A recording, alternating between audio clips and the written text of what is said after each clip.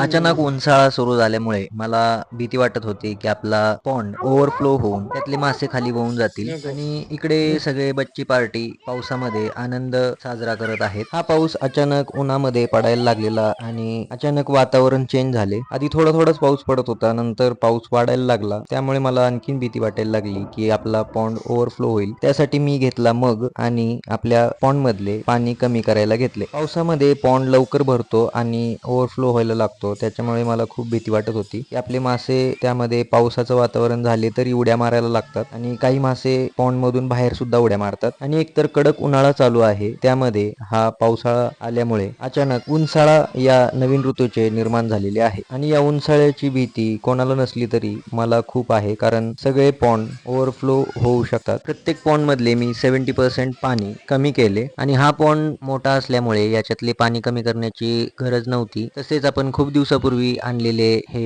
Azolla plant खूप वाढलेले आहे आणि त्याचबरोबर आपल्याला हे जलपर्णीचा हा एक प्रकार भेटलेला होता, तोही खूप वाढलेला आहे. हा जर उन्हाळ्याचा सीझन असाच राहिला तर एझोला प्लांट आपले वाळून जाऊ शकते, कारण या प्लांटसाठी व्यवस्थित आणि सुटेबल क्लायमेट पाहिजे. तसेच उन्हाळ्याचे आंबे सुद्धा आलेले आहेत आणि ते स्वराने सुद्धा मला या पॉन्ड मधले पाणी कमी करायला खूप मदत केली. आणि या मग मध्ये मासे आले नाहीत हे पण मला स्वराने दाखवले, त्यानंतरच पाणी ओतले. आणि त्याचबरोबर सगळे चिल्लर पार्टी गेटच्या आतमध्ये आले आणि मला त्रास देऊ लागले. ऍक्च्युली मला त्यांचा कोणताच त्रास नसतो, पण सगळेजण किलबिल किलबिल करत होते. ते खूप छान वाटतं, कारण या धावत्या युगामध्ये सध्या त्यांनाच कोणते टेन्शन नाहीये आणि एवढ्या संपूर्ण जीवनामध्ये फक्त एवढंच वय आहे की त्यामध्ये आनंदाने जगता येतं. आणि या सगळ्यांबरोबर मला एन्जॉय करायला खूप आवडते. पण लोक मला म्हणतात की एवढा मोठा टोनगा झाला पण बारक्या मुलांच्याच खेळत असतो. पण मला असं वाटतं की मी जगातला सर्वात सुखी माणूस आहे की मी या मुलांबरोबर खेळू शकतो. तुम्हाला जर हा छोटासा व्लॉग आवडला असेल तर मला फॉलो करायला विसरू नका.